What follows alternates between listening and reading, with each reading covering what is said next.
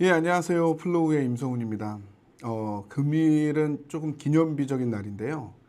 플로우 최초로 유튜브 라이브 방송을 하는 날입니다. 제가 오늘 유튜브 라이브 방송의 첫 진행을 맡게 되는데 영광입니다.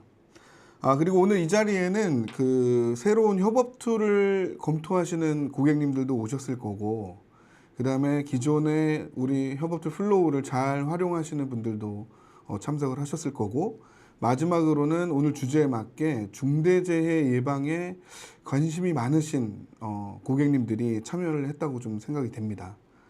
그런데 어떤 분들은 물어보시더라고요. 그 플로우에서 왜 중대재해 예방 컨텐츠를 하고 있느냐.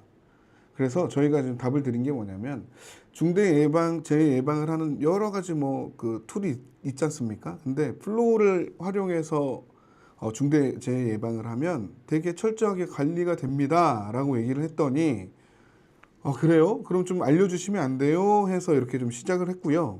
그러다가 한 단계 더 발전을 해서 플로우만 소개를 하면 재미가 없지 않습니까? 그래서 오늘은 중대재해 관련해서 전문가를 모시는 자리를 마련을 했습니다. 다음 장에 좀 보시면은 왼쪽에 계시는 분인데요. 예, 변호사님입니다. 법률사무소 서하담의 이세원 변호사님이신데 현재는 지금 서하담 변호사 CSO를 하고 계시고요. 그리고 또 삼성전자 임직원 법률상담 전담 변호사이십니다. 또 여기만 딱 타이틀 있으면 안 되겠죠. 서울지방노동위원회 심판 담당 공익위원도 하고 계시고 이전에는 삼성전자 법무팀에서 근무를 하신 이력이 있습니다. 너무 화려하시죠? 그래서 이 전문가 분인 이세원 변호사님을 모시고 진짜 법률적인 쟁점, 사건 판례, 사례 이런 중심적으로 무엇을 준비하면 되는지에 대해서 논의를 할 예정인데요. 잠시 후에 변호사님 모시고 좋은 강의를 듣도록 하겠습니다.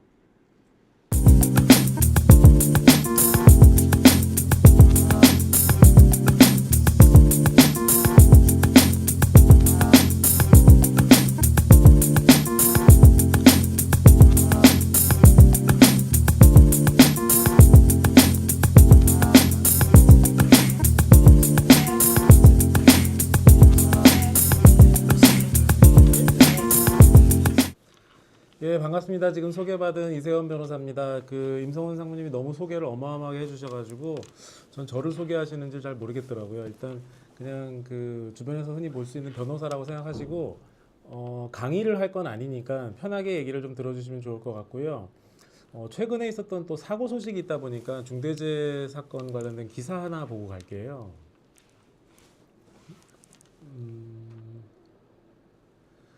그 범한 메카텍이라는 그 회사 그 창원 공장에서 중대재해가 난 건입니다. 그 지금 보면은 그 사업장 안에서 이제 뭐 기자회견이 열리는 건을 그 언론 기사로 지금 보여주고 있는 건데 헤드라인만 보셔도 될 것 같아요. 안전보건 관리 시스템을 구축해야 된다 이렇게 얘기를 했는데 지금 이 법이 2022년부터 시행이 되기 시작해가지고 이제 3년이 됐는데 실제로 법 자체가 내용이 이렇게 명확하지가 않고 우리가 어떤 그 의무를 준수해야 되고 어떤 경우에 위반이 되는지 이런 부분들이 조금 불명확하다 보니까 그런 부분에 대해서 도대체 어떤 거를 그 지켜야 할 것인지 이게 이제 회사들마다 되게 초반에 불안정했던 상황이 있는데요. 이 기사 제목에서 보시는 것처럼 안전보건관리 시스템 구축이 이제 법의 표현상으로는 안전보건관리 체계 구축인데 안전보건관리 체계 구축이라는 게 실제로 이제는 3년 정도 지나다 보니까 법원 판례 속에서도 안전보건관리 체계를 원청이 구축했어야 한다 아니면 하청이 구축했어야 한다 이런 식으로 그 표현을 달리하면서 안전보건관리 시스템 구축에 대한 문제가 구체적으로 지금 부각이 되고 그걸로 인해서 이제 형사처벌 여부도 이제 판가름이 나고 이제 그래서 거기에도 이제 어떻게 보면 이제 실무적인 법을 지킬 수 있는 실천 방안이 거기서부터 도출이 될 수도 있고 이제 그런 상황이 된 상태입니다. 사실 그 22년 1월 27일에 시행이 된 이 중처법 시행 전에는 형법도 있었고 산업안전보건법도 있었어요. 근데 중대산업재해가 발생을 하면은 결국은 형법하고 산안법, 중처법 이렇게 이제 그 법들이 적용되는 게 문제가 됩니다. 산안법하고 중처법은 노동청이 수사를 하고요. 형법은 경찰이 수사를 하고. 근데 특사경이라고 들어보셨을 거예요. 우리 보통 경찰서에서 만나는 경찰들은 일반 사법 경찰이라고 하고, 뭐 환경 사건이나 노동 사건 이런 뭐 그 부분들은 실제로 경찰들이 그 사건을 수사하기에는 조금 이제 뭐 여러 가지 측면에서 한계가 있다 보니까 특별 사법 경찰이라는 제도를 뒀는데, 노동청에 있는 근로감독관들이 실제로 그런 어떤 법적인 특별 사법 경찰관 역할을 하고 있고, 그래서 특사경이라고 보통 줄여서 부르는데, 이런 중대재해나 산안법상 중대재해나 중처법상 중대산업재해가 생기면 특사경들이 보통 수사를 하게 됩니다. 그런데 이제 사실은 그런 어떤 특사경, 일반 경찰 이런 구조, 이런 그 업무 분장의 문제가 있다 보니까 정말 중대재해나 중대산업재해가 터졌을 때는 실제로는 사업장에 그 노동청도 오고, 뭐 이제 화학 사고가 터지면은 환경부에서도 오고, 그다음에 일반 경찰도 오긴 하지만 사건 수사를 주도하는 것은 아무래도 노동청이죠. 노동청 특사경들이 실제로 들어와서 사고 현장 위주로 작업 중지 명령을 내리기도 하고, 아니면은 뭐 그 실제로 그 현장에서 피의자 조사를 하거나 그 차원에서 직접 바로 뭐 검찰을 통해 가지고 영장을 청구해 가지고 수사를 계속 진행하고, 경찰은 사실 그러다 보니까 처음에 먼저 나서진 않아요. 나서진 않고 그 말씀드린 법이 세 개가 있는데, 중처법, 산안법에 관한 위반 여부가 있는지를 노동청에서 나온 특사경들이 조사를 해서 그 위반 사실이 확인이 되면 그 혐의점을 바탕으로 형법상 업과사나 업과상, 어차피 사람이 뭐 그런 일이 생기면 안 되겠지만 사망하거나 다쳤을 경우에 이제 수사가 이루어지는 거니까 그걸 받아서 경찰에서 이어서 수사를 하게 되는, 이렇게 되는 거고요. 만약에 노동청에서 수사를 했는데 사람이 사망하거나 다친 일이 발생하긴 했지만 중처법, 산안법상으로는 특별히 혐의점은 없다, 이렇게 될 경우에는 노동청 쪽에서 수사는 더 이상 안 하고 형법상 경찰이 혐의점이 있는지 수사만 해서 중처법, 산안법으로는 안 걸어도 업무상 과실치사, 업무상 과실치상 이런 식으로 이제 기소를 하거나 뭐 그 판결이 나서 처벌을 받거나 이렇게 할 수는 있는 거예요. 최근에 있었던 기사에 통계 자료가 있어서 그걸 가지고 좀 설명을 드려보면, 네, 보시죠. 네, 이 기사 뭐 다 읽지는 않고 여기 내려가면서 통계만 볼게요. 자, 기준 돼 있는 거 보면 22년 1월 27일부터 3년 정도 기간을 잡고선 고용노동부의 중처법 수사 현황 했는데요. 3년이면은 365일 곱하기 3하면 정확하게 한 1090일 정도 되는 것 같고, 근데 사건 자체가 수사 대상 사건이 1091건인 거 보면 실제로 사건화가 된 건들은 사상하더라도 어쨌거나 하루에 한 건 정도는 중대재해처벌법이 문제되는 사건이 발생은 했다, 전국적으로. 이렇게 보실 수 있을 것 같아요. 그런데 다음 통계를 내려가 보면 검찰의 기소 현황인데, 여기 위에 잠깐만 다시 갈게요.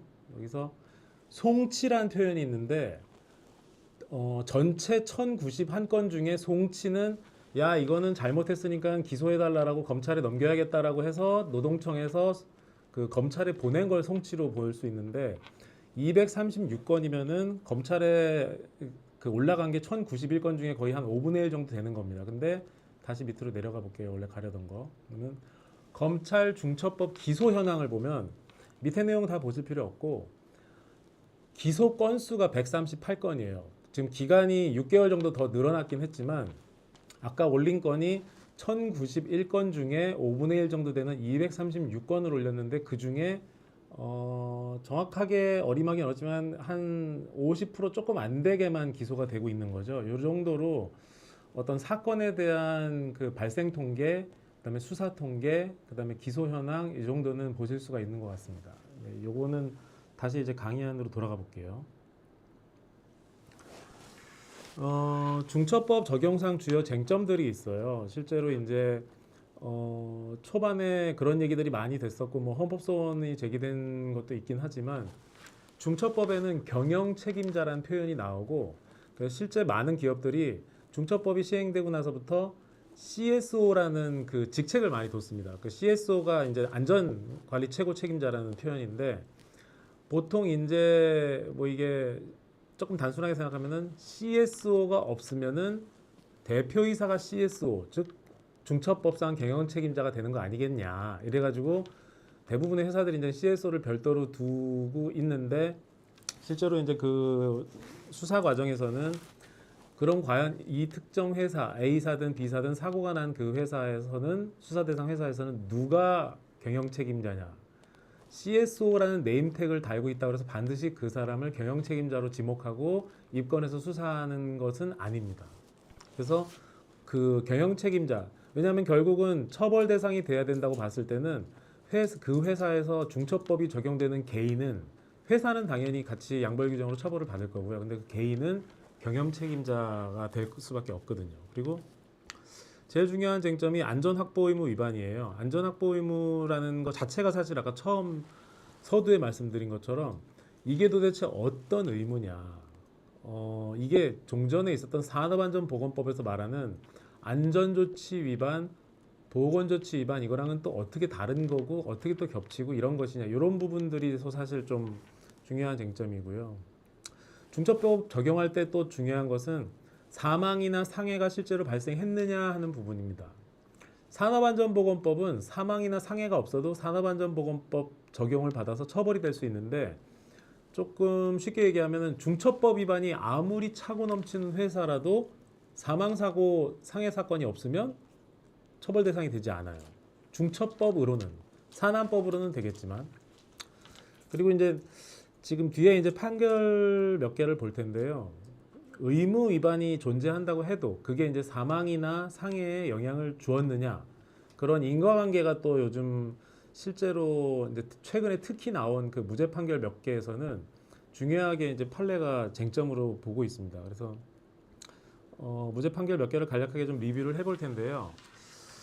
사실은 그 초창기부터 이제 뭐 이 법은 뭐 명확성이 떨어진다 이런 얘기를 하면서 헌법소원 가는 뭐 그런 얘기도 있었고 위헌성 논란도 있었지만 보통 이제 뭐 변호사들은 뭐 이제 뭐 저만 그런 건 아닐 것 같은데 판례가 생기면 기준이 명확해질 것이다. 그러니까 이 얘기는 사실은 노동청에서도 근로감독관들도 했었던 얘기고 뭐 검찰에서도 그런 얘기를 했었던 얘기고 모두가 다 했었던 얘기인데 법이 이제 오늘이 25년 10월 20일이니까 법이 시행된 지 3년이 넘는 시간이 지났죠. 그래서 이제 뭐 여러 가지 형태로 이제 최초 판례라든가 유용화할 수 있는 판례들이 좀 나와 있는데 유죄 판결을 오늘 공유해 드리는 거는 뭐 좀 저희가 날도 추운데 너무 우울하니까 무죄 판결 위주로 한 4-5개만 좀 그 꼭지만 간단히 볼 생각입니다. 자.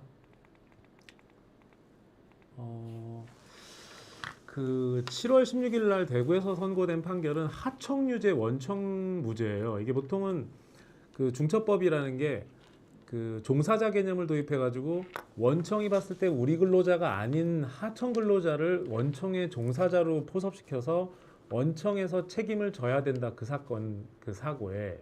그래서 원청을 처벌하려고 하는 컨셉이 중처법에 있는 건데 이 판례 보시면은 하청은 그대로 유죄가 됐어요. 근데 원청은 무죄가 됐고 판시 내용을 바로 보면은 원청에서는 안전보건관리체계 아까 그 첫 기사에서 제목에 나왔던 안전보건관리 시스템이 사실은 법에 있는 안전보건관리체계라는 용어인데 원청은 법원이 보니까 안전보건관리체계를 구축을 했고 법률상 의무를 다 이행을 했다 이렇게 판단을 해주고 설령 그 두 번째 줄은 어떤 내용이냐면 설령 의무 위반이 존재한다고 해도 사망사고 사이에 연결성이 없다. 인과관계가 없다. 오히려 하청, 그 사고를 당한 그 근로자가 속한 하청의 계약상 안전조치 불이행이 직접적인 원인이고 그런 거는 원청이 예측할 수가 없었던 거 아니겠냐. 이렇게 이제 판례가 논리를 흘리면서 유무죄 여부 형량을 보시면 원청 대표는 무죄예요.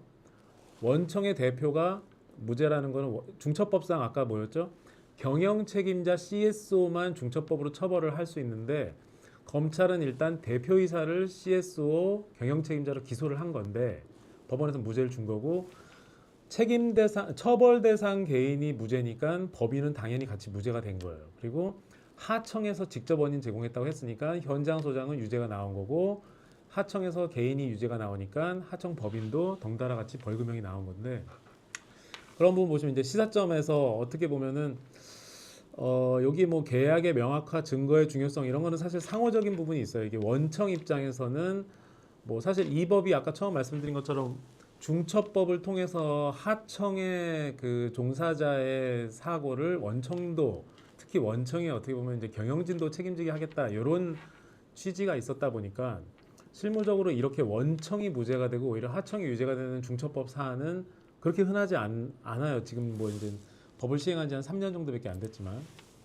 증거의 중요성, 책임의 분리, 계약의 명확화 이거는 사실 표현 자체가 원청의 관점이긴 합니다. 오늘 지금 그 이 내용을 보시는 분들이 원청이신지 하청이신지는 제가 정확하게 구분하지 않고 말씀드릴게요. 그리고 정기적으로 점검하는 이런 부분들은 사실은 법이 요구하고 있는 거기 때문에 저거는 꼭 의무 위반이라는 지적을 받지 않도록 해줘야 되는 부분인 거고 저 밑에 전문가 의견은 사실은 뭐 그거는 형사처벌은 그렇게 하는 거기 때문에 당연히 대표이사가 무죄가 된 부분을 저렇게 이제 언급을 한 겁니다.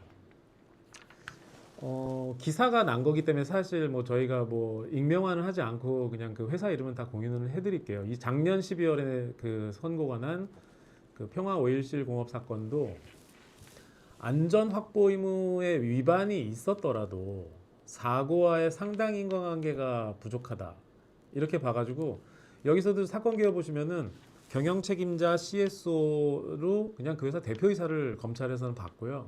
뭐 물론 노동청에서 처음에 그렇게 봤겠죠. 그래서 그렇게 기소가 됐는데 상당 인과관계 부족하다 의무 위반이 있었더라더라고 했으니까 아마 의무 위반을 인정 안 한 걸로 보여지고 그래서 사건 사고와 간의 인과관계는 없기 때문에 무죄, 대표이사 무죄니까 양벌 규정 적용 안 돼서 법인도 무죄 이렇게 간 겁니다.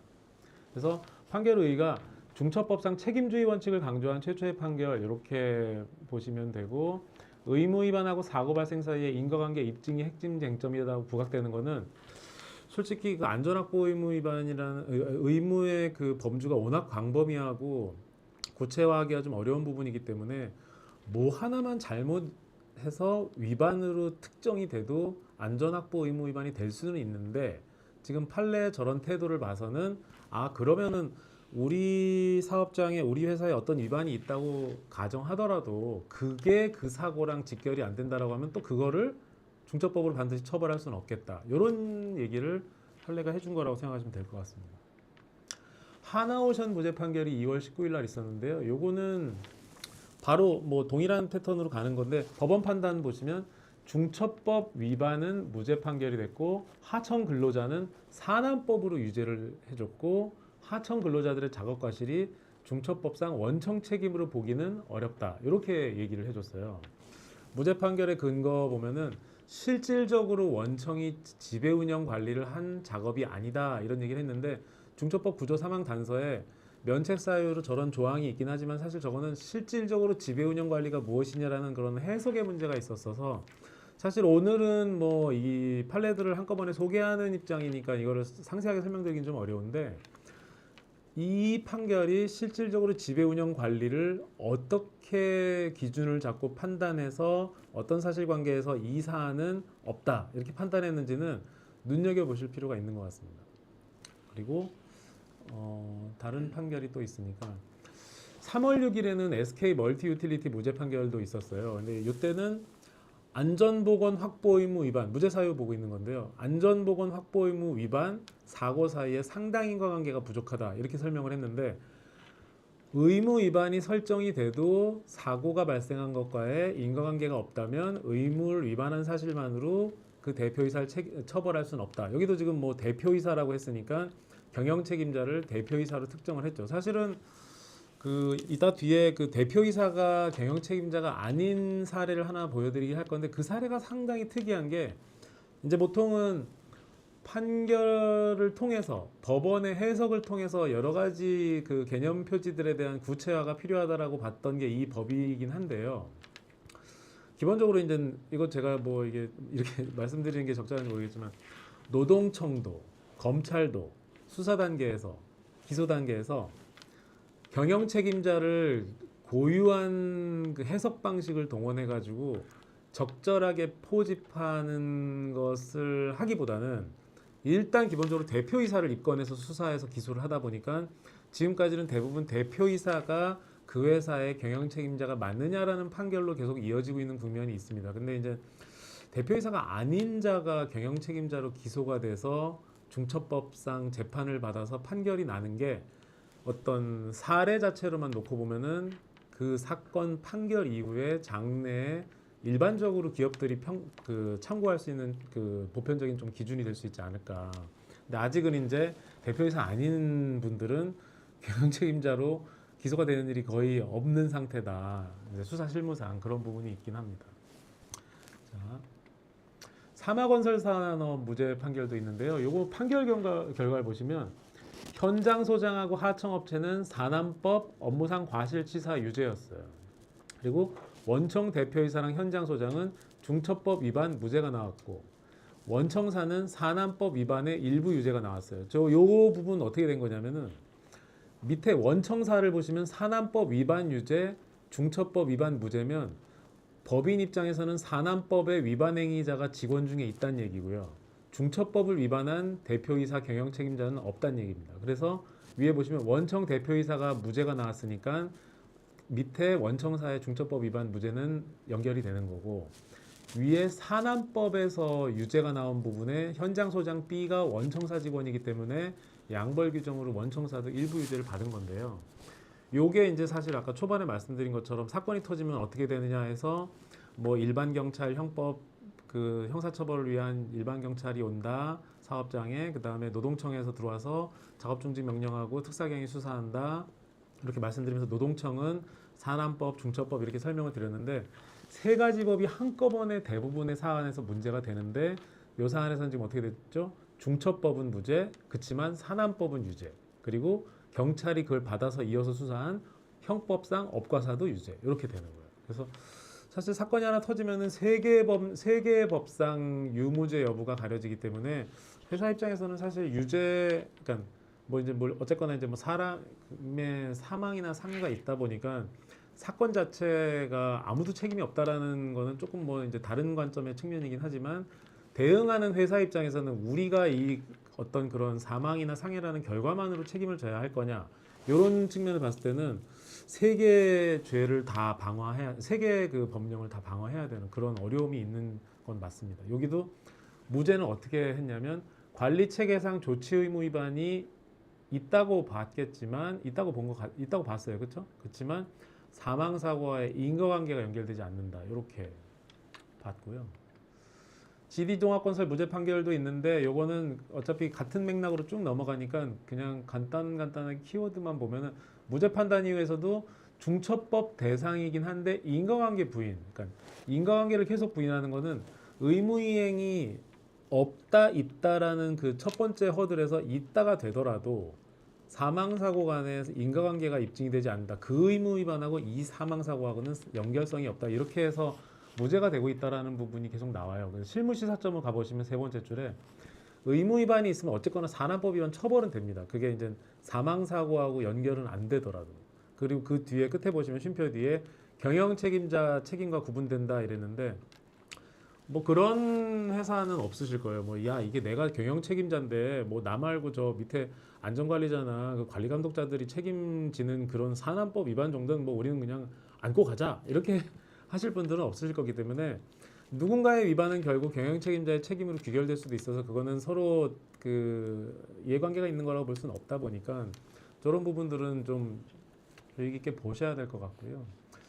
지금 대체로 이렇게 그 5개의 무죄 판결을 뽑아봤는데 요게 이제 아까 처음 말씀드린 그 경영 책임자를 CSO로 본 사안입니다. 지금 오늘 들으시는 얘기가 만약에 나는 이때까지 전혀 관심 없다가 중처법 얘기를 처음 듣는 것이다. 이렇게 생각하시면 이 얘기가 어려우실 수 있는데 그게 아니라면은 지금까지 해드린 얘기만으로도 충분히 따라오실 수 있을 것 같아요. 왜냐하면 이 사안에서 당연히 뭐뭐뭐 문제되죠. 중처법, 산안법, 형법이 다 문제되는데 이 사안에서는 실제로 CSO를 대표이사로 안 잡고 실제 CSO라는 네임택이 있는 그 임원을 경영 책임자로 그 입건을 해서 수사를 했는데 중처법상 혐의점이 없다고 불기소 처분을 한 첫 사례입니다. 그래서 그분은 중처법으로 기소되지는 않았어요. 그리고 처분 결과 보시면 저 처분은 이제 검찰이 한 거는 처분, 법원이 한 거는 판결입니다. 처분을 보시면 산안법 위반으로 13명이 기소가 됐죠. 그리고 25년 7월에 산안법 추가 기소가 있는데 요거를 이제 뒤에 연결해서 말씀드릴게요. CSO 이분이 그러니까 이게 어떻게 보면 이제 항상 이렇게 모든 회사들이 이거 이렇게까지 다 극복을 못하는 한계가 여기서 보이는 건데 CSO 이 회사 S51의 CSO 이분은 중처법은 넘으셨는데 산안법 위반 근로감독에 걸리셔가지고 그걸로 추가 기소가 되신 거예요. 25년 7월에 최근에. 그래서 결국은 지금 후속 조치를 보시면은 노동청의 수시 근로감독 결과 산안법 위반 사항이 다수 적발돼서 저기 실명은 기사에 있으니까 그냥 넣었습니다. 산안법 위반 혐의로 재판 중이다 이렇게 돼 있는데 지금 이 화면을 다 보실 수 있을 테니까 여기서 예를 들어 볼게요. 그 S51이라는 왼쪽 상단에 있는 그 제목에 S51 불기소 처분이라는 제목 부분에서 화면 전체가 어떤 사업장이라고 가정하고 제목 부분에서 사고가 났어요. 그러면 중대재해처벌법상 산업안전보건법상 사고조사는 저 제목 범위에 있는 그 장소에서만 수사가 이루어지는데 노동청의 수시 근로감독은 정기가 아니기 때문에 특별감독이라고 보통 부르는데 특별감독은 이 화면 전체 사업장에 다 일어나게 됩니다. 그래서 사건 수사와 노동청의 특별감독이 항상 병행이 되기 때문에 실제로 중처법은 노동청의 특별감독은 중처법하고는 아예 무관하고요. 그래서 산안법 너네 이번에 사고 터졌는데 평소에 어떻게 하고 있는지 우리가 한번 싹 훑어볼게라고 들어오는 게 특별감독이에요. 그러다 보니까 제목 부분에서는 잘못한 게 하나도 없는데 다른 부분에서 위반 사항이 걸려가지고 적발된다라는 게 저 수시 근로감독이고 보통 우리가 말하는 특별감독이에요. 그런 부분이 있다 보니까 중처법, 일단 사고 터진 부분에 대한 중처법, 그거에 대한 산안법, 그거에 대한 형법 이렇게 세 개의 법이 오버랩되는 거를 극복하는 것도 중요한 문제지만 결국 사고가 터졌을 때 가장 위험하고 회사가 볼 때 경영에도 영향을 줄 수 있는 가장 큰 거는 수시근로감독, 특별감독. 그래서 요거는 이따가 조금 더 강조를 드리면서 제가 그 나중에 그 어떤 대응 방안 말씀드릴 때 조금 다시 한번 설명을 드릴게요. 그리고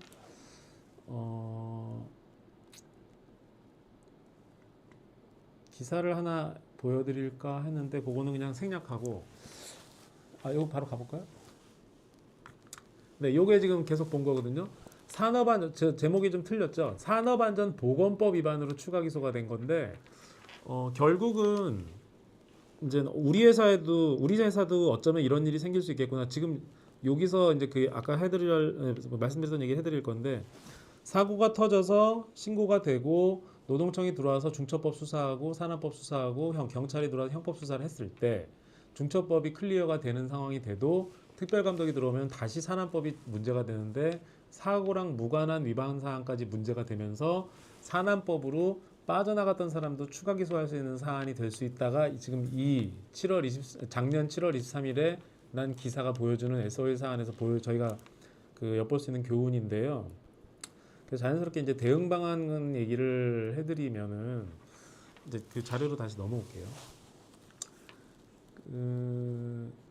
어쨌거나 그 평소에 잘 하고 있지 않다면 그러니까 사고가 나지 않고 우리가 우리 지금 그 영업하기도 바빠 죽겠는데 이거 이런데 그 산업안전에 돈 쓰고 이런 돈은 여유는 없다라고 했을 때 사고가 나지 않으면 중처법 사안이 생길 일은 전혀 없으니까 그렇게 뭐 약간 불안불안하게 가는 것도 괜찮긴 하지만 일단 사고가 터졌을 때는 우리 회사가 전반적으로 어기고 있었던 모든 산업안전 이슈들이 특별감독이라는 이름으로 다 발각이 된다라는 점을 보시면은 실질적으로 평소에 사고가 나지 않았을 때 아니면 이미 사고를 겪으신 기업 입장에서 현재 다시 이제 일상에서 우리가 그 환경 안전을 어떻게 할지를 사실 뭐 이제 그 플로우를 이용한 부분들은 뒤에 충분히 내용 설명을 들으시겠지만 그 중요성을 좀 말씀드리고 싶은 게 뭐 그 컴플라이언스 그러니까 준법에 대한 개념이 컴플라이언스로 넘어오고 컴플라이언스에 대한 개념이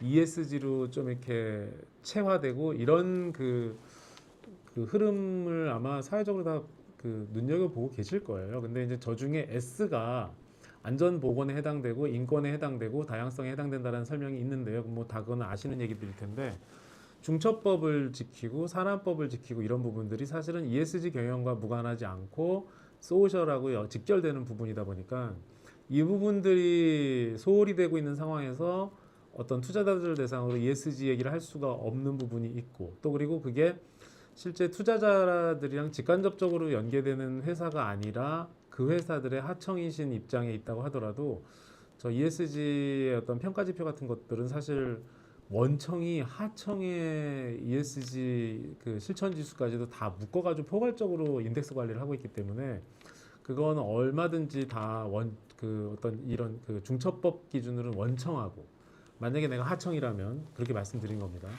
원청하고 연계해서 중대재해처벌법 지키는 것도 우리가 평소에 다 회사가 체계적으로 챙겨야겠구나 이런 어떤 그런 경영 판단, 의사결정 이런 걸 꼭 해주셔야 된다라는 말씀을 좀 드리고 싶어요. 이게 그 중처법에 대한 이야기는 뭐 일반적으로 변호사들한테 들으시는 뭐 여러 가지 이야기 중에 뭐 윤리경영이나 성희롱 예방 교육 수준의 이야기는 아니기 때문에 지금 요 제가 장표 넘겨가지고 다른 거 보여드리고 있지만 저런 실무 전략도 지금 이 한 장에다 넣으려고 이렇게 압축을 한 거지 사실은 실천할 수 있는 얘기가 여러 가지가 있고요. 뭐 중소기업 실무 대응 전략도 사실은 많이 있습니다. 이런 거는 저거를 활성화시키기 시작하면 사실은 큰 틀에서는 어떤 컨설팅도 필요한 거고 내부적으로는 어떤 뭐 조직을 변화시키는 정도의 의사결정도 하실 수 있어요. 뭐 아주 쉽게 얘기를 들면 CSO를 정말 두고 싶으신 회사는 정말 그 CSO가 명실상부한 CSO가 되어야 해요. 어떤 의미의 CSO냐면 안전 보건 확보 의무를 이행할 수 있는 능력이 있는 사람을 CSO로 두셔야 됩니다. 안 그러면 허수아비가 돼서 결국 또 대표이사한테 그 입건의 화살이 가는 게 되겠죠. 그리고 실무진 체크리스트는 이건 저는 설명을 안 드릴게요. 이건 어차피 뒤에서 다시 한번 다 더 상세한 설명 드리실 수 있을 것 같고 자료는 오늘 그 진행에 필요한 만큼만 터치를 했는데 이 자료 전체는 참석하신 분들한테는 그대로 다 메일 보내드릴 거고요. 요거 뭐 아마 열심히 들으신 분들만 아마 그 질의응답이 가능하실 거예요. 근데 이제 그건 나중에 뒤에서 해드릴 거고 저는 일단 여기까지만 말씀드리고 나중에 그 다시 뵙겠습니다.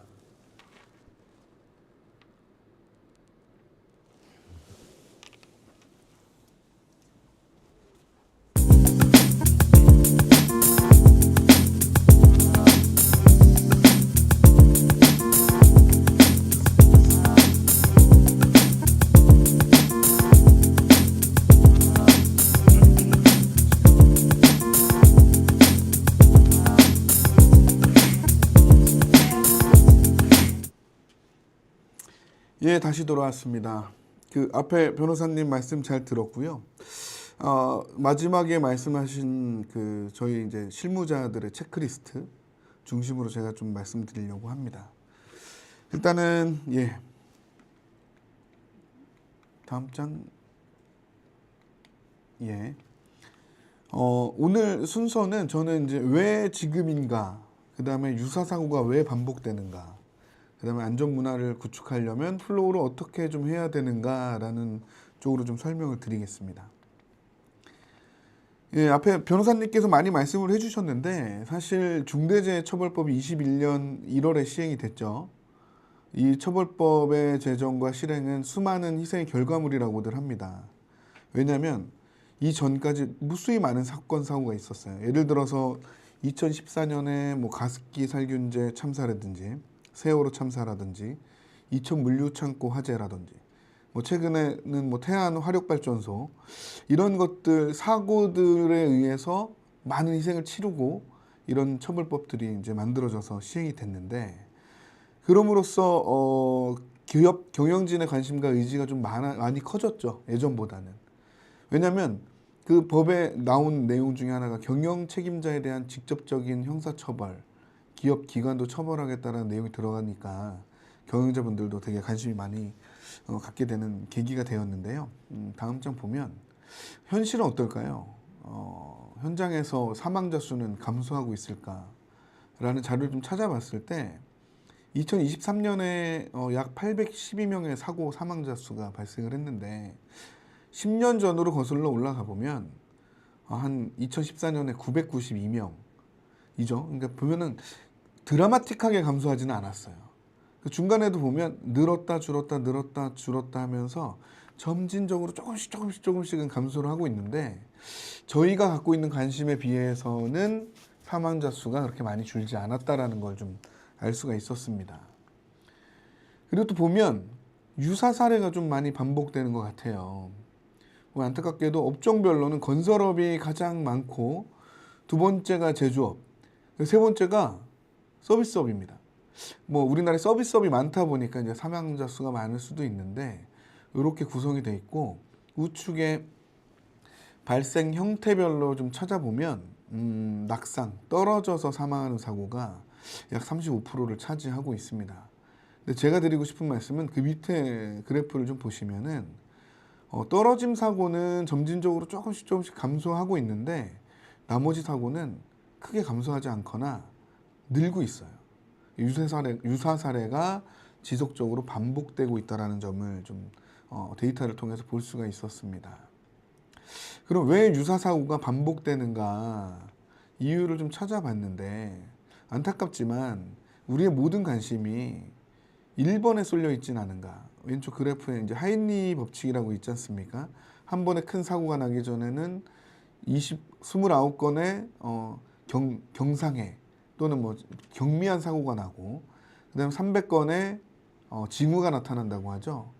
근데 우리는 지금 법적 대응에만 너무 집중하고 있지 않은가라는 생각이 들고 이런 사고 반복되는 것을 줄이려면 정말 그 329건의 경상해와 무상의 사고지만 사고가 난 것들에 대해서 파악해보고 재발방지 대책을 세우고 어떻게 하면 잘 체계적으로 관리할 수 있을지 더 관심을 기울여야 되지 않을까 생각이 됩니다. 예, 유사사고 반복되는 이유 중에 이제 제가 퀴즈를 하나 낼 건데요. 오늘 요거 맞춰주시는 분께는 플로우 골프 모자를 하나 선물로 좀 드릴 수 있도록 하겠습니다. 뭘까요? 첫 번째는 땡땡, 두 번째는 땡땡, 세 번째는 땡땡땡의 실패다 라고 돼 있는데 올라오는 답이 있나요? 아직 참석자가 별로 없어서 답이 없는 것 같은데 일단 첫 번째는 실수죠, 실수. 그죠? 두 번째는 뭘까요? 퀴즈로 내놓겠습니다. 세 번째는 시스템의 실패입니다. 두 번째는 한번 맞춰주시면 좋을 것 같고요. 한번 보세요. 두 번째는 사실은 무능입니다. 무능. 그러니까 실수와 무능과 세 번째는 시스템이 실패한다. 이렇게 보시면 되는데 이런 사고가 있었어요. 2016년에 대구 방음벽 화재가 났는데 동일한 사고가 20년에도 났고 22년에도 또 났습니다. 계속해서 반복된다는 건데 이런 것들이 보면 유사한 사고가 계속된다. 공유가 잘 안 되고 소통이 잘 안 되고 이런 체계에 대해서 잘 구축돼서 관리가 안 되고 있다라는 사례가 아닐까 생각이 됩니다. 그러면은 어떻게 지금 말씀드린 것들을 어떻게 히스토리화하고 어떻게 체계적으로 구축하고 할 수 있는 방법은 없을까? 저희가 뭐 하는 회사죠? 플로우를 통해서 여러 가지 업무를 할 수 있도록 해주는, 지원해주는 회사 아닙니까? 플로우를 통해서 여러 가지 프로젝트 관리도 하고 태스크 관리도 하고 채팅도 하지만 안전문화도 구축할 수 있다라는 점을 오늘 좀 말씀을 드리고 싶어요. 지난번에 제가 유튜브 라이브에서도 한번 말씀을 드렸었는데 오늘은 실제 사례 위주로 어떻게 구현하면 되고 어떻게 관리하면 되는지를 좀 말씀을 드리겠습니다. 요거 아까 이제 법률사무소 서하담에서 말씀해 주신 거죠. 경영체계 방침, 체계 및 방침을 잘 만들어야 되고 위험요인 관리를 해야 되고 안전보건관리 체계를 잘 구축해야 되고 사고 대응 및 재발방지 대책을 수립해서 실천해야 된다. 이런 부분인데 자 그럼 플로우에서 어떻게 잘 구현이 돼 있을까요? 한번 보시겠습니다. 보기 전에 제가 하나 몇 가지만 좀 말씀을 드려볼게요. 설마 아직도 종이문서로만 관리를 하고 계신가요? 예를 들어서 공문을 보내고 계약서에 기입해서 넣고 이런 식으로 관리하는 데가 상당히 많죠. 특히 원청과 하청 관계에서는 계약서 내에 안전관리 체계를 잘 구축한다 이런 정도의 내용들이 좀 구체적으로 담기는데 실제 사고가 났을 때 나는 이렇게 계약서 보냈으니까 나는 책임 의무가 없어. 과연 의무가 없을까요? 그럼 실제로 이행하는 것들을 잘 점검하고 관리했는지 이런 것들이 잘 안 됐으면 책임을 질 수도 있겠죠. 그런데 종이 문서로만 관리를 한다? 좀 제한적일 겁니다. 두 번째, 요즘 카톡 바뀌고 나서 많이 얘기가 많은데 개인 메신저로 관리를 하시는 회사들도 제가 들었어요. 그러니까 예를 들어서 뭐 담당자들한테 요번에 이런 안전 체계를 구축했으니까 잘 지키세요. 뭐 이렇게 해서 1, 2, 3번은 꼭 지키세요라고 계속해서 메신저도 주고 하청에도 관련 파일도 보내주고 했는데 어떤가요? 넘쳐나는 메시지. 개인 메시지도 상당히 많고 요즘에는 제가 보니까 개인 메시지보다 광고 메시지가 더 많은 것 같아요. 넘쳐나는 광고. 그리고 사적인 공간. 거기 업무 채팅까지 더해지니까 잘 안 보게 됩니다. 그리고 두 번째는 일주일인가 지나면 증빙 자료가 어느새 사라져 있어요. 그럼 나중에 문제가 생겼을 때 증빙을 할 수 없는 이런 문제가 발생한다는 거죠. 세 번째, 그래서 여러분들이 또 강구한 방안이 네이버 밴드를 쓰는 방법도 있더라고요. 왜냐면 게시판 기능도 있고 캘린더도 있고 파일 공유도 되고 하다 보니까 방을 만들어서 잘 막 이렇게 공유를 하세요. 근데 여기는 밴드도 어떻게 보면은 그 회사의 공적인 공간은 아닙니다. 그러다 보니까 어디에 통제를 받냐면 네이버 규정의 통제를 받게 돼 있어요. 그래서 만약에 어떤 이슈로 인해서 문제가 생기면 이 밴드 자체가 삭제될 수 있는 리스크가 있습니다. 그 다음에 세분화돼서 사용자를 관리할 수 없기 때문에 보안 수준에도 한계가 좀 있다라는 말씀을 좀 드리고 뭐 플로우 자랑은 아닌데요. 플로우는 어떻게 쓸 수 있는가 한번 시연을 간단하게 해보도록 하겠습니다. 네, 화면이 너무 왔습니다. 이게 실제 플로우에 지금 저희 쓰고 있는 화면이에요. 이렇게 지금 보면은 그거를 좀 여러분들이 알기 쉽게 구현을 해놨다고 보시면 됩니다. 이거 뭐 가짜로 만든 게 아니라 실제 이렇게 쓸 수 있는 것들을 사례로 고객들을 위해서 만들어 놓은 겁니다.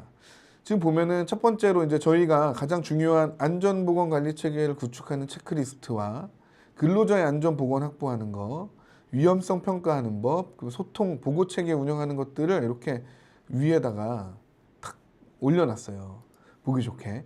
그래서 이제 첫 번째는 유민영 주임이 필독사항으로 넣어놨죠. 이렇게 중대재해 예방에서 체크리스트는 이렇게 있습니다라는 것들을 안내를 하고 직원들이 다 보는 공간이고요. 그래서 관련 문서들을 쫙 올려놔서 필요한 사람들은 여기서 다운받아서 볼 수 있게끔 일단 조치를 해놓을 수도 있다. 이거 사례니까요. 그리고 중요한 거는 보시면 이제 안전보건관리체계 구축하는데 그럼 무엇을 해야 되는지 잘 모르지 않습니까?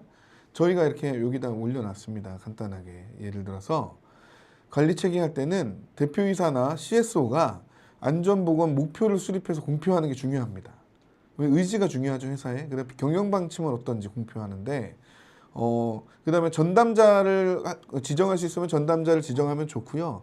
기업의 규모에 따라서 뭐 인프라 부서나 보안 안전 부서나 그다음에 CSO를 두는 회사도 있고 규모가 작은 회사는 사실은 대표이사가 다 해야 되긴 하는데 대표이사가 전담자가 되든지 아니면 또 인사 담당자가 전담자가 되든지 이런 지정을 하면 됩니다. 그건 이제 법적인 것들은 조금 더 논의를 해봐야 되겠지만 기업의 여건에 맞게끔 전담자를 지정하시고 그 다음에 뭐 위험성 평가도 하셔야 되는데 여기 사례를 한번 볼게요. 저런 것들은 사실은 컨설팅을 받으시는 게 가장 좋긴 합니다. 좋긴 하지만 그래도 우리가 실천할 수 있는 것들부터 하면 이런 겁니다. 요거는 게시를 해놓은 건데요. 안전보건 목표를 수립해서 게시한 겁니다. 여기 보시면. 그래서 첫 번째는 어렵지 않습니다. 예를 들어서 유통물류 회사인데 무죄 무사고 달성하겠다. 안전보건 교육을 100% 이수하겠다. 위험성 평가 개선한다. 건강검진 및 사후 관리를 하겠다. 보호구 착용 및 관리를 한다. 쾌적한 근무 환경을 조성하겠다 해서 몇 월 며칠에 대표이사가 공표를 하는 겁니다. 의지를 보여주는 거고요. 두 번째는 보시면은 경영방침이잖아요. 비슷합니다. 이거는 두 개를 합쳐도 되시고요. 아니면 별도로 하셔도 되는데 2번 보시면 이런 겁니다. 이렇게 안전보건 경영방침 선언문 어렵지 않습니다. 예를 들어서 안전 최우선 경영을 하겠다.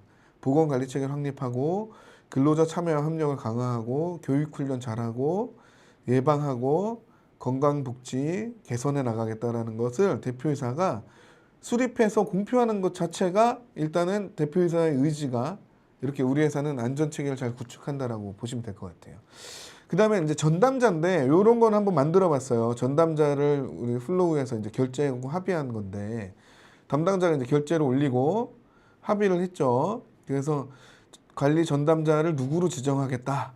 그래서 저희가 이제 내부 전담자는 성명, 정은, 임땡땡 상무, 부는 유땡땡 팀장, 소속은 어디, 그다음에 외부 만약에 위탁할 경우에는 기간은 어디, 시행일시는 언제부터. 그래서 위탁했으면 위탁 계약서에도 샘플로 올려서 관리를 하면 좋다. 이렇게 체계적으로 얘네들은 관리를 하고 있구나.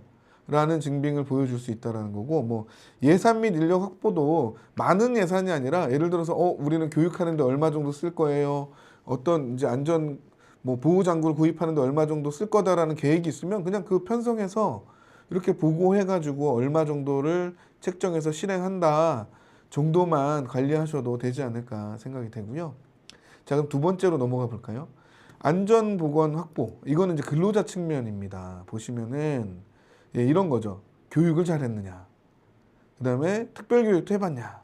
건강검진 잘하고 있습니까? 그 다음에 이런 뭐 회사마다 다르겠지만 저희 회사는 사실 소프트웨어 회사 보호구까지 뭐 지급할 필요는 없지만 총무 담당자가 예를 들어 사다리 타고 뭐 어디에 올라가야 된다 그러면은 보호구 같은 거는 필요합니다. 그런 것들 저희도 이번에 구입해서 다 갖고 있고요. 그래서 이제 지급 관리하는 거 이런 것들을 하는데 어떻게 했냐면 이런 거 보세요. 교육 관리를 하고 있는데 서면 문서로만 하는 회사들도 있을 거고 진짜 기업의 규모가 작은 회사 같은 경우는 관리도 좀 잘 못하는 경우도 있지 않습니까? 그래서 플로우에서 이렇게 교육을 하고 나면 정기 교육을 담당자가 올리는 겁니다. 결과 보고서 해서 정기 교육 언제 했고요. 내용은 뭐였고요. 참여 현황은 어떻고요. 그 다음에 설문조사 했더니 어떻고요. 현장은 이렇게 교육을 했습니다. 그래서 참석자 탁 올려가지고 관리를 해주시면 좋을 것 같아요. 그 다음에 또 이런 거죠. 예를 들어서 뭐 특별교육 할 수도 있고 건강검진 같은 경우 저희도 플로우를 통해서 건강검진 실시 안내를 하고 팔로우를 하는데 보시면 이렇게 피플팀입니다. 공단검진과 종합검진 대상자들에 대해서 안내를 해주고 검진해주고 어디 기간도 안내해주고 검진 휴가 쓰는 법 이렇게 해서 팔로우를 해줍니다. 그리고 만약에 그 했는데도 한 10명 정도가 아직 안 받았다. 그럼 그 사람들을 위해서 재공지를 해주고 기록을 계속 남깁니다. 하라고. 그래서 끝까지 추적해서 검진 누락자가 없도록 관리를 해준다라고 보시면 될 것 같고 이런 것들이 있습니다.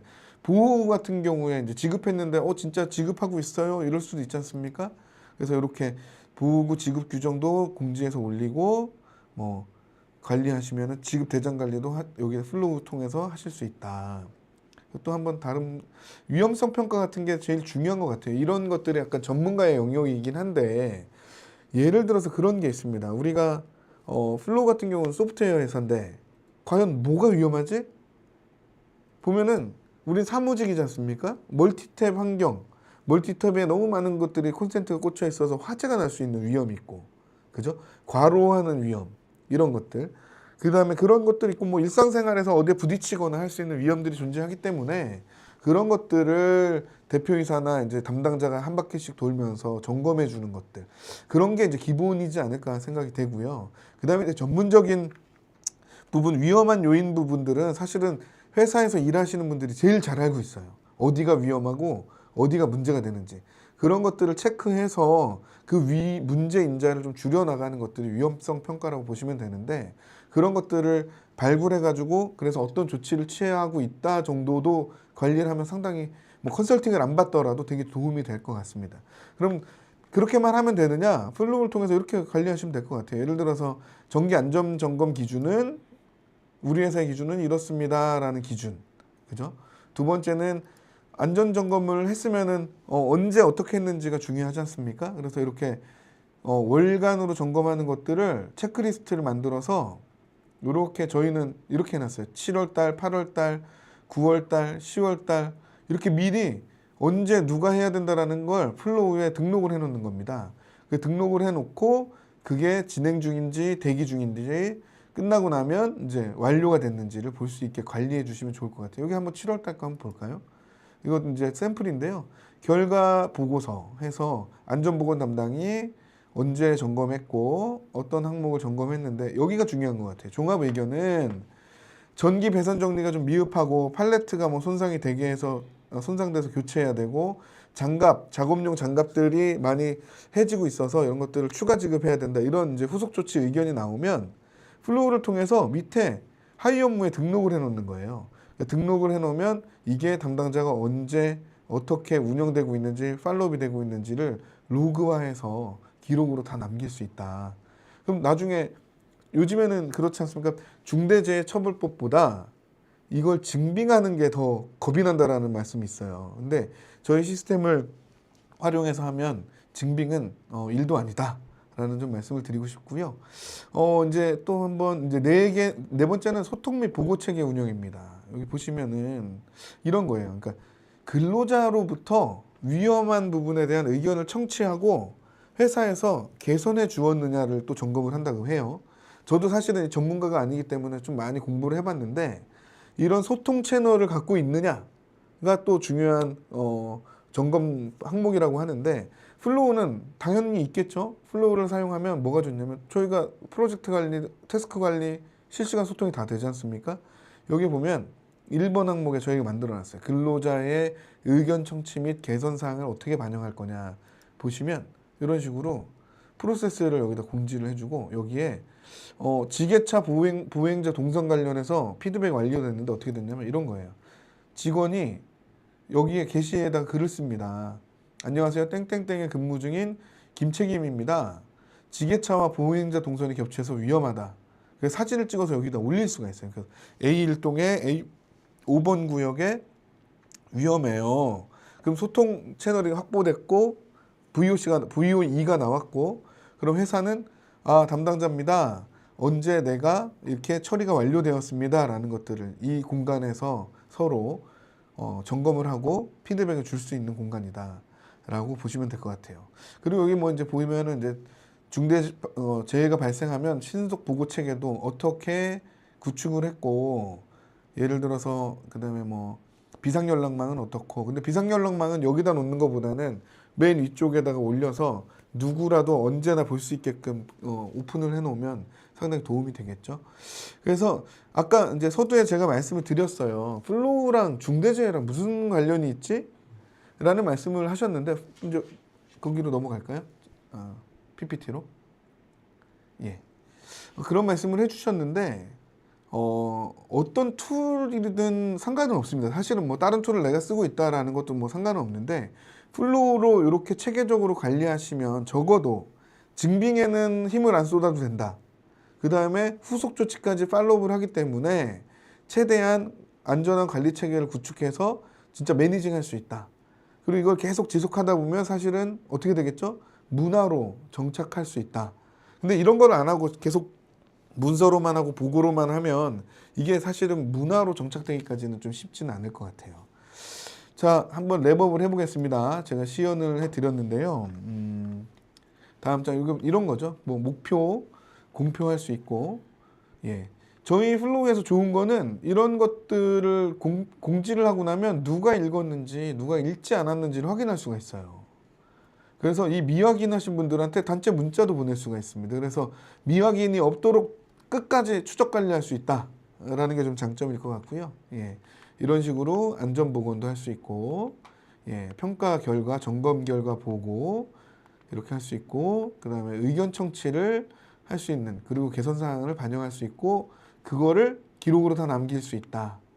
그 다음 아까도 말씀드렸지 않습니까? 가장 중요한 게 기록입니다. 기록. 저희가 5번째는 제일 중요한 게 기록인데 이 기록 관리를 플로우를 쓰면 메타데이터 에비던스로 충분히 증명할 수 있다. 예, 기록에 대한 이행에 대한 증빙을 걱정 안 하셔도 된다라는 거를 좀 말씀을 드리겠습니다. 예, 로그 다 남아 있어요. 언제 누가 어떻게 공지했고 어떤 업무 번호로 진행됐는지가 다 확인되고요. 예, 이런 식으로. 예. 그다음에 미확인이 누군지까지도 다 추적 관리할 수 있다. 그다음에 요거는 하나 좀 말씀을 드리고 싶어요. 아까 앞에서 말씀드리지 않은 건데 건설 현장 같은 경우에는 이제 현장에서 툴박스 미팅 같은 거를 할 수가 있죠. 그날의 공사 작업 확인도 하고 주의해야 될 것도 얘기를 하고 막 이렇게 충분히 하시는데 그거 사고가 났어. 그럼 당신 이거 했어요 안 했어요? 라는 질문을 받을 거 아닙니까? 아 저는 했는데요. 그럼 막 증인도 있어요. 너무 힘들잖아요.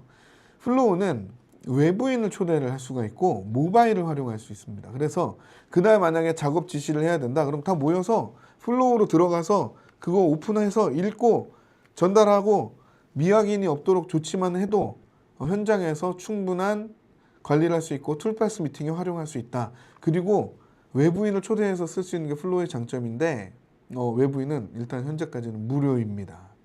그래서 특정 프로젝트에 외부인을 초대해서 현장에서도 충분히 활용할 수 있다는 점을 좀 장점으로 말씀드리고 싶어요. 예, 중대재해 안전관리 플랫폼으로 좀 이제 변화하는 건 아니고요. 여러 가지 저희가 기능이 있는데 그 중에서도 중대재해도 예방할 수 있는 플랫폼으로 활용할 수가 있다.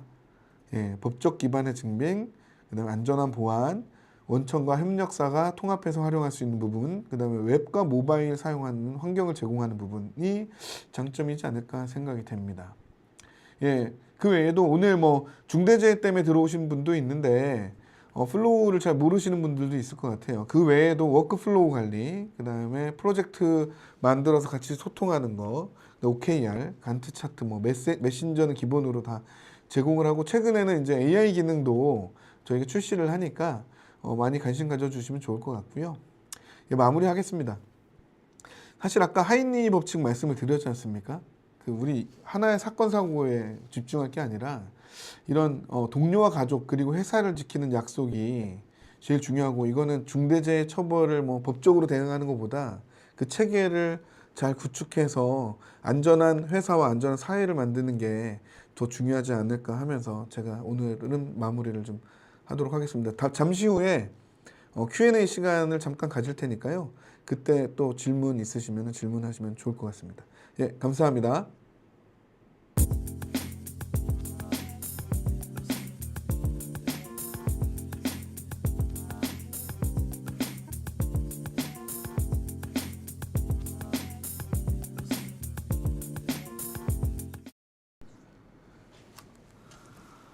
예. 이제 오늘 이렇게 또 자리를 같이 앉게 되네요. 저희 화면에 잘 나오나요? 이렇게 제가 이렇게 슬림한 편이 아니라서 제가 좀 어떻게 위치를 옮길까요? 아니 괜찮습니다. 뭐 예. 오늘 또 변호사님 넥타이까지 메고 나오셔가지고 부담되시죠? 제가 라운드 티에 자켓을 입었는데 저희 회사 좀 이것도 되게 포멀한 겁니다. 예, 오늘 뭐 저희가 사전에 안내를 드려서 들어오신 분들도 있고 그 다음에 뭐 또 오늘 중에 또 메일 막 보내서 들어오신 분들도 있는데 Q&A니까 제가 좀 몇 가지만 먼저 좀 질문을 드릴게요. 예, 좋습니다. 오늘 변호사님 어렵게 모셨으니까 서화담의 주력은 뭔지 제가 좀 궁금해요. 저희가 이런 네. 사건을 대응하는 노동 인사 이쪽이 저희 주력입니다. 노동, 인사, 예. 인사 관련. 그렇죠. 네, 그다음에 노동 관련. 예. 그래서 오늘 저희 여기 불러주셨어요. 예, 맞는데 또 주력이 뭐 이혼 이런 건 또 아닌가 해서 한번 여쭤봤습니다. 그러면 노동 관련, 인사 관련 되게 주력으로 하시는데 뭐 노동은 오늘 좀 얘기하셨으니까 네네. 인사 관련해서는 좀 어떤 것들이 좀 이슈가 있나요 요즘에? 그게 아무래도 이제 그 노동 인사를 우리나라는 이제 노동법 실무상 그 두 단어를 구분하긴 하는데요. 사실은 노동법이 요즘에는 본질적으로 이제 뭐 이 플로우도 마찬가지긴 하지만 테크가 자꾸 발달하면서 기술을 보호하는 문제, 기술의 침해를 또 이슈화하는 문제, 또 그러다 보니까 기술이 고도화되면 또 불가피하게 또 이제 그 업무에 필요한 인력의 수급을 좀 이렇게 조절하는 문제 이러다 보니까 네네. 노동이 영업비밀, 특허, 뭐 기술 유출 이런 부분하고 계속 연동이 됩니다. 그거는 뭐 어느 특정 산업에 이렇게 국한된 게 아니라 전 산업에 걸친 이슈인 것 같습니다. 광범위하게 하시는군요. 다 잘한다 뭐 이런 말씀이신 거죠? 그럴 겁니다. 예, 서하담은 다 잘한다. 그러니까 만약에 궁금한 게 있으면 오늘 이제 뭐 오늘을 계기로 이제 서하담 법률사무소로 또 이렇게 연락하셔가지고 상담도 받으시고 컨설팅도 받으시면 좋을 것 같아요. 예. 근데 아까 여기 제가 보니까 밑에 보니까 이세원 변호사님도 플로우를 쓰시나요? 이렇게 물어봤는데 요건 네. 이제 제가 한번 골라봤습니다. 플로우 쓰시나요? 예. 저희는 플로우를 쓴 지가 한 6년 됐는데 요거는 뭐 아주 자랑스럽게 말씀드릴 수 있는 부분인데 플로우 입장에서 봤을 때도 지금 뭐 실질적으로 사실 저희가 최초였었고 저희가 가장 잘 쓰고 있는 플로우를 가장 잘 쓰고 있는 로펌이다 이렇게 말씀드릴 수 있습니다. 사실 네네. 요거는 사실 말씀을 안 드리려고 했었던 게 가장 최근까지만 해도 이걸 쓴다는 사실이나 쓰는 방식은 저희 사무실 입장에서 대외비여가지고 노코멘트 하려고 했는데 또 이제 상무님 질문하시니까 제 기밀을 누설한 건가요? 바로 그냥 실시간 아, 예. 근데 잘 쓰신다 정도니까 예. 어떻게 쓰신다는 노하우를 좀 가지고 계시면 될 것 같고요. 네.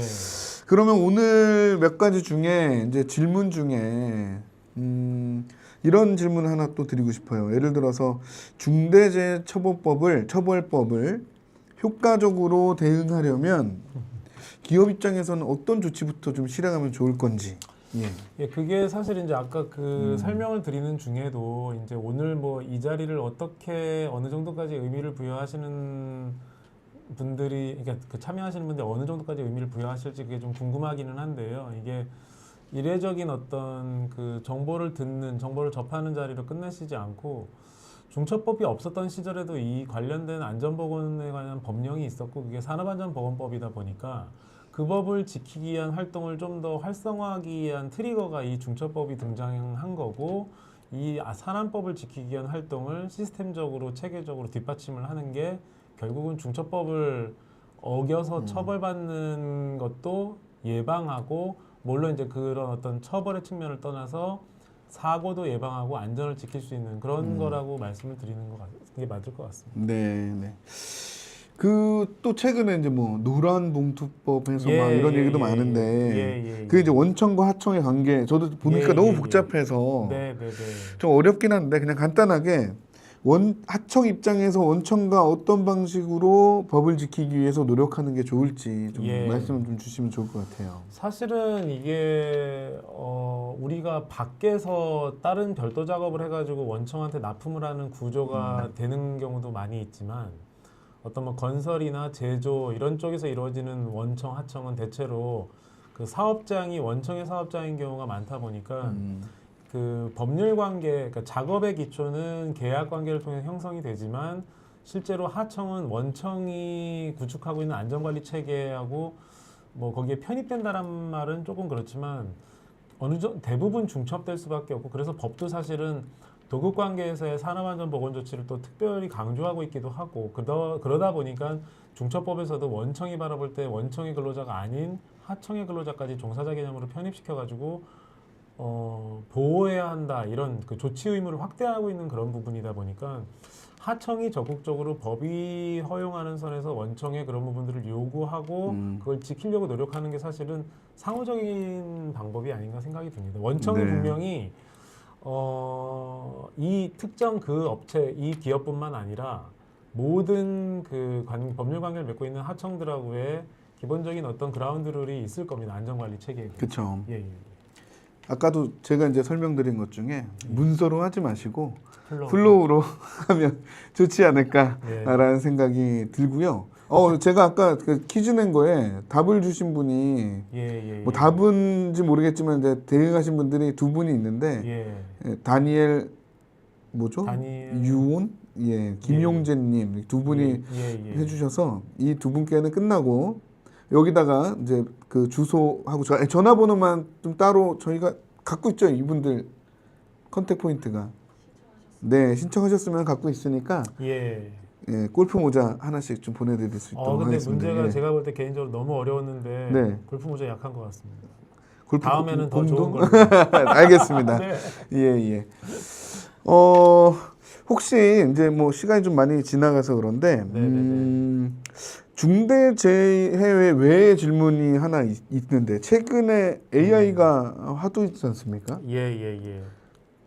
변호사님께서는 AI를 어떻게 쓰고 계시는지 제가 알기로는 너무 잘 쓰시고 계셔서 뭐 그거는 모르겠는데 저는 이제 많이 익숙해지려고 계속 이제 그 AI하고 접점을 많이 넓히고 있는 그런 상황이긴 한데요.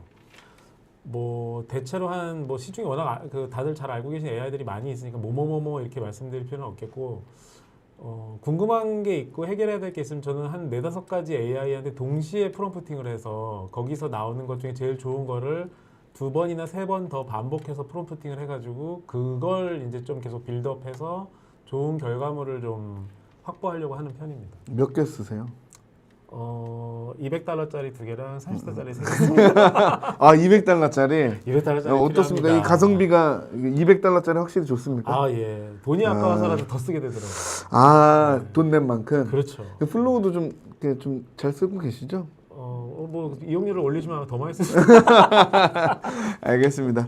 저희가 이제 사실은 뭐 요즘에 플로우 측에서도 이제 오늘은 이제 하나의 사례인 것 같아요. 그러니까 중대재해처벌법이 중요하고 이슈인데 네네네. 사실은 플로우를 통해서 그러니까 저희 대표님께서 뭐 이렇게 미팅을 하러 나갔는데 막 거기 계신 대표님들이 뭐 요즘 이런 게 이슈인데 이거 뭐 밴드로 가려고 있어 채팅으로 하는데 힘들어 죽겠어 네네네. 큰일 나는 거 아니야 막 이런 식으로 얘기를 하시길래 아니 플로우 쓰면 되는데 왜 이렇게 고민들을 하시지 해서 한번 이런 것들도 소개해 보자라고 이제 시작한 프로젝트고 그러다 보니까 저희도 이제 한번 세팅을 해서 해보고 저희 거를 또 이렇게 중대재해 처벌을 대체하기 위해서 대응하기 위해서 저희도 만들어서 하다 보니까 이거 고객들도 잘 쓰시면 좋겠는데 이렇게 계기가 됐고요. 그러다 보니까 변호사님 또 모셔서 법률적으로도 얘기도 해보게 되고 다음에도 또 우리 고객분들께 좀 고민되는 사항들 법률적 이슈들 있으면 좀 저희가 좀 받아서 이런 시간을 좀 만들었으면 좋겠습니다. 좋습니다. 오늘 무료로 이렇게 참여해 주셔서 너무 감사드립니다. 아유 영광입니다. 예.